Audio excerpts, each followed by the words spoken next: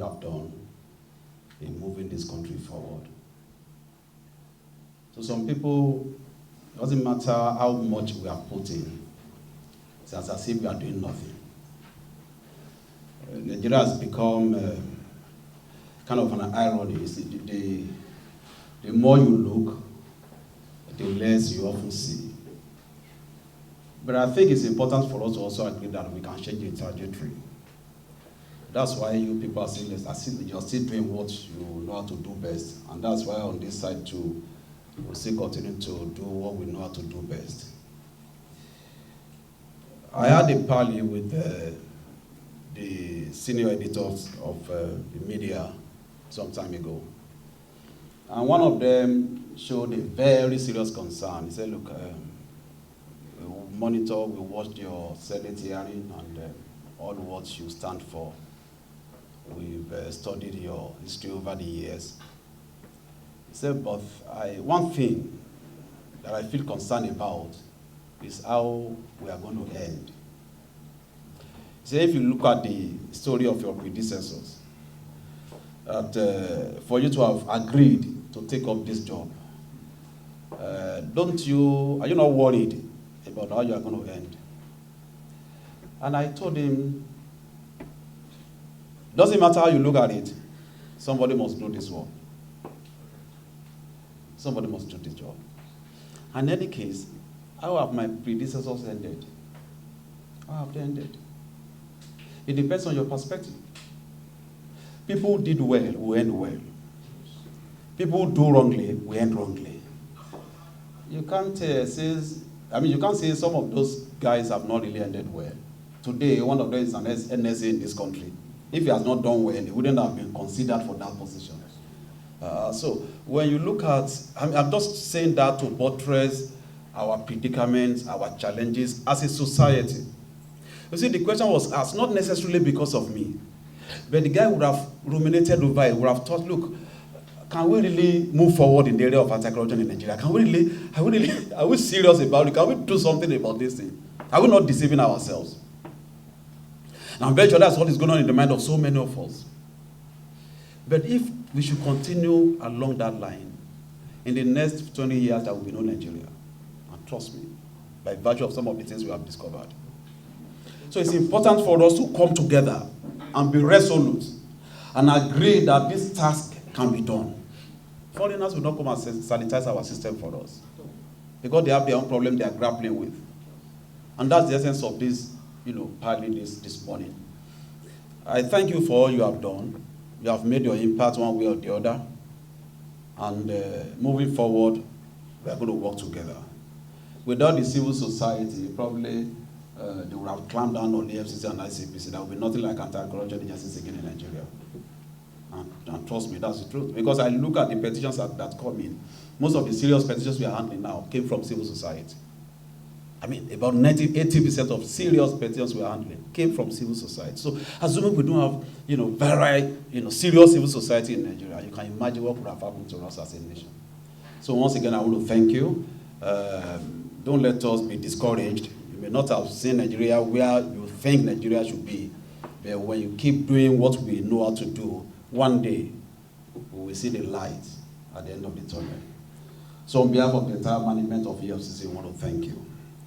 Now, going forward, during my Senate hearing, my confirmation hearing, I don't know how many of you watched it on social media, I share my key policy objectives with them that I'm going to repeat here. And there are three main areas that I want to focus on. They are not things that are new.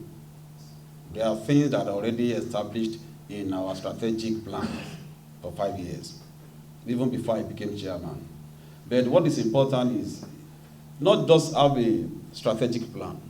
How do you execute the plan? Do you have the strong will? That's what is important. We have good plans in Nigeria and all of that, but the execution is a problem. So I look at the strategic plan when I was appointed, and it came up with 3 issues. Number one, if we can tackle very well, we can move, forward in the area of anti-corruption in Nigeria. Number one is the focus. The need for us to redirect our focus as an anti-corruption agency. I look at the sections 6 and 7 of the Establishment Act of EFCC. And I discovered that the essence, the whole essence of that mandate dwells on 3 key issues, which I, encapsulate to be the focus. There is need for us to redirect our focus to meet those 3 key targets. Of course, EFCC has been doing its best over the years, but it can always be better. Number 1, I look at it, have we really fared well the way we ought to in the area of using the instrumentality of anti-corruption to develop our economy? That's one of the things we're going to redirect our focus on. The need for us to use this battle against corruption to stimulate economic development. And I tell you, all over the world, where we have strong presence of anti-corruption agencies, where they make impact. They make impact by what they contribute to the economic development. You can assess me for whatever. How many people I'm going to jail, how many people I'm going to hound, how many people I'm going to harass. If all my harassment, my convicting people, my recovery does not add or does not stimulate economic development, then what's the essence of being paid with taxpayers' money? And that's what anti-corruption agencies all over the world, in advanced countries, that's what they do. By virtue of the relationship we had with them. And there's this example I normally give. Very straightforward, very simple. I said, look, we look at I'm very sure some of you still remember the Ali Buttons case. If nobody remembers, I know my friend, Pastor Danny will remember. The fraud was perpetrated in Nigeria. The personnel were here. The discovery was made here. We deployed our resources and all of that to carry out the investigation. Now the report was given to FBI to investigate more and to invite the corporate by virtue of the provision of the FCPA Act. As I'm talking to you, I got an update last week that the American government had raked in over $3 billion in terms of fine and penalties from that case. Not one farthing, not one dime came to Nigeria. So when you just suppose our position with theirs, what have we gained actually as a nation? Because we discovered that thing here, we rose against it, we fought it, we investigated it, but what did we gain? Were we able to align that battle with national economic development? And so that's the bridge that refocusing our mandate is going to build. Whatever we are going to do, and I told all my operatives and my staff, when you have a matter you're investigating, ask yourself 3 questions. Number 1, how will this benefit Nigeria as a whole? That's just one leg of the tripod platform that focus is starting on. The second one is need for us to use this as an instrument of job creation and employment and social services as well. How do I mean? I told my people we are going to enforce our law very strictly, and I repeat, very strictly. But again, in getting results, the process through which we get results matter. If I'm investigating a case and I trace money to an account, in a company's account in a bank, and I decide indiscriminately to PND, you know what it means to PND? To freeze all the accounts of the company during the pendency of my investigation. Sometimes it's going to take years. You agree with me? Sometimes it extends to prosecution period that can take as long as 15, 20 years. And not until the case is determined, some of those PNDs are not opened. Some of those accounts are not unfrozen. It depends on how the case goes, particularly if you attach those accounts to the charges. Now the problem is, I've realized over the years, of course you are aware that I was chief of staff here, so it's a familiar terrain for me. After my tenure as chief of staff, I became the secretary. So I understand, and as a secretary, I was the one managing assets, forfeited assets. And as chief of staff, you are like a shadow chairman. So you have opportunity to see a lot of things. I was actually preparing, I packaged reports for chairman. So I discovered that, look, at some point, we asked for the totality of the amount we have P&D in the system. I think it was around 2018, we discovered that we had P&D over 1 trillion naira. Now, rightly or wrongly, that may judge you, but again, was it justified? That's the issue. Now, out of that, we discovered that some companies will not be able to pay salary. And if they are not able to pay salary, what do? They retrench. And if you retrench, what happens to your operations? Ultimately, you may have to shut down. And we are talking about creating job for our people. Youths are jobless all over the place. And I'm a corruption fighter, using government money, public money to fight corruption, and at the same time, I'll use the instrumentality of my operations to shut down businesses. We are changing away from that completely. Now, don't let us misconstrue my mindset or the mindset of the management under this senior chief. We are not, if we discover companies that are deliberately set up to destroy our economy, to exploit us, we are going to shut it down. We are going to enforce the law strictly, very strictly, and we are doing that actually. In the last probably 45 days I assumed office. We're going to do that. And we've been doing that.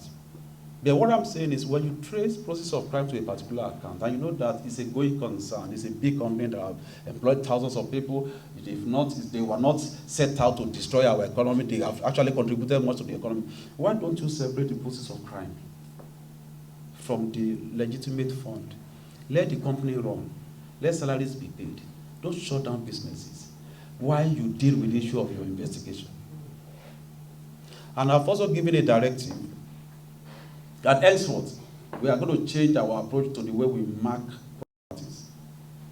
You seize assets from the roof down, you paint it EFCC under investigation. And some of these assets are under interim forfeiture.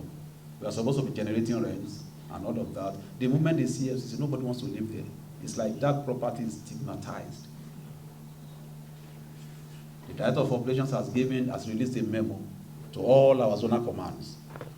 We are going to mark, henceforth, be marking property in such a way that it will not be too noticeable. There are better ways of tracking properties than painting it with all kinds of things that will stigmatize it. From our office, as a press of a button, you know what is happening to those properties with some electronic devices and all of that.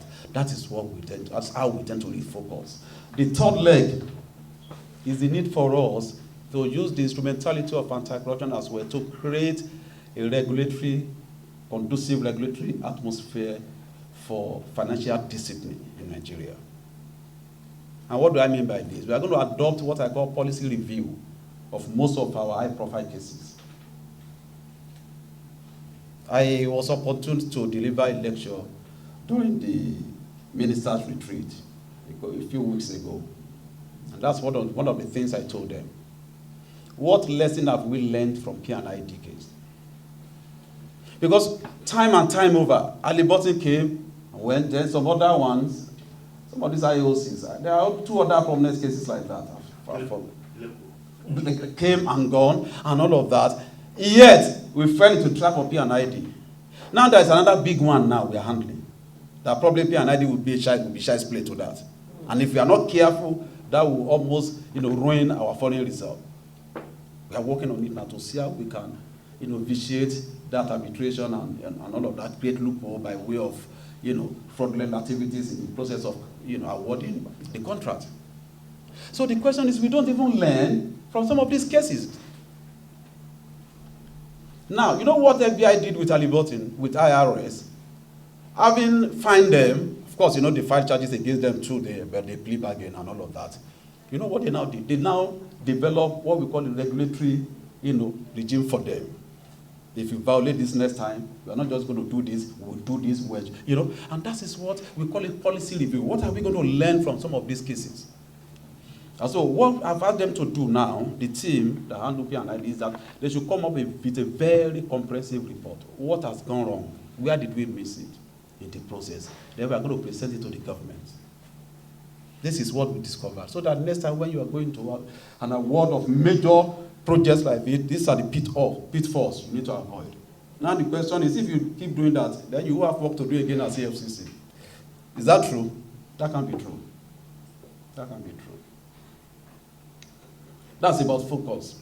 The next thing I discussed with them was the need for us to be professional in whatever we do as an agency, professionalism. In our operational modalities, the disposition of our personnel, extremely key. When you see an EFCC staff working, there must be a difference. You are not just a traditional law enforcement. We are supposed to be a foremost sophisticated white collar crime investigators and prosecutors. And much of this thing is here, and technology. It's not your ability to fight war, no. And so we must be sophisticated, we must be professional in the way we do our things. Extremely important. And that's why the first week I assumed office, I reviewed, collaboration with some of my colleagues, we reviewed our guidelines for arrest, for detention, and for bail, to conform and to comply with the provisions of the Constitution and the relevant extant laws.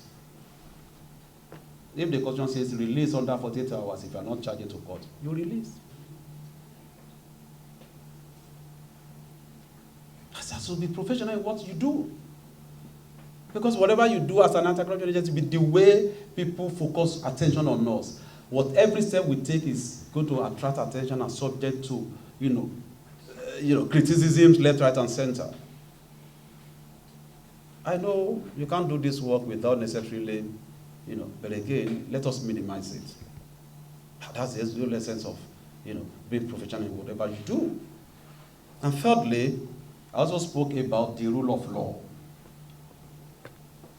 Yes, it itself is a creation of law. So whatever you do outside the scope of the rule of law is not acceptable to me as a lawyer and as a fraud manager as well. And I believe to the society as well.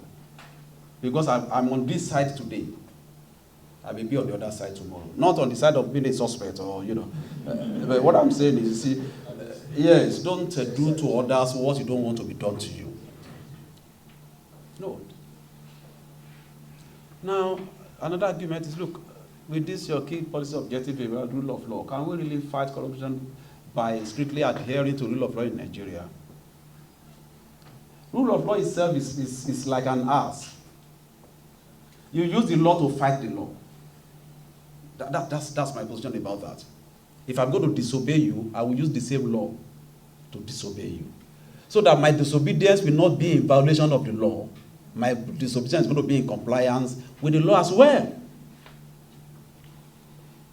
If law says somebody has been in detention, release him, grant him bail, I will do that. But this law also has given me power, has made provision for me to also rearrest. After that, of course, if I release you and the following hour I get another detention order for you, I rearrest you. The same law. So why do we shut our, why do we shut our mind to going through the process of getting another warrant to rearrest? So we just say we are law enforcement, we just hound and go and lock up. No. There are smarter ways of doing that. And that's the essence of rule of law. Rule of law does not necessarily mean that people will escape justice. As a matter of fact, rule of law will help you to administer justice. If you are smart in your approach. So having said that, I promised and I pledged to the entire nation that in as much as it lies in my power, no matter how long or short God wants me to be here, I'm going to do the right thing. And I'll make sure that the right decision is taken at every point in time. So I find it necessary to share these key policy objectives with you. And going forward, I'd like to crave your indulgence that my door is open 24 hours. I'm going to oblige you on my direct telephone number, my regular number. You can call me at any time. Let us also be alive to our responsibilities as civil society. Like I did say earlier, the most high-profile cases we're handling and the petitions came from you guys. Don't just write petition and stop at that point. Follow up. Write us. Follow up. I received follow-up letter from 2 of you and asked them to list the cases that they have petitioned. And for example, Edda, is Edda here? All right, that was it. We received a letter from you, highlighting all the cases and all of that. And we responded. We are working on them. Those cases have been reviewed. The ones that are not moving, we have given them the mandate to fast track whatever they are doing. The ones that are under prosecution, I have had meetings with the heads of courts to see why these cases are slow. So our section 19 and section 40 of our Act has given us that, preferential treatment, even in the law courts. And I pleaded with my lords, the head of the Supreme Court, the CJN, the CJ Federal High Court, and I met with them, and they agreed to cooperate with us to give effect to section 19 that says that EFCC cases must be given preference over. That there's anything too special, but because of the economic importance of some of our cases. So if you send petition there, make it a point of it once in a while, once in a quarter, to just write us and remind us, and we will oblige you, not the report of my investigation, but I will oblige you, updates, that we have taken necessary steps and this is what we're doing, and all of that. So that's one of the things that I feel we need to improve on. Those days we grew up knowing civil society and media as fighters of corruption, not even anti-corruption. How many, was it not the only police that was fighting corruption those days? It was civil society and the media that we grew up knowing to be fighters of corruption in Nigeria. Even though we have reservations about the modus operandi of some of you, we know quite a substantial number of you are doing well and we want to encourage you. Let us come together, cooperate, and see how we can move this country forward. Nobody will come and do it for us. The foreigners will not come and do it for us. And you people are the eyes of the public. The public is looking up to you, even more than us. That's why they run to you when they see cases and they ask you to petition on their behalf. That's why as civil society, of course, you know that the status that the law has conferred on you, that in every public interest case, you have local standard. I hope you know that. What an individual cannot go and get redress for in court, you guys have the right and the status to do that. Nobody questions the local standard of a civil society. And that is where you have an advantage over other organizations in Nigeria. So on this note, I'm going to stop at this point. And thank you for listening. Thank you very much. I'm looking forward to a more mutually beneficial relationship. Thank you.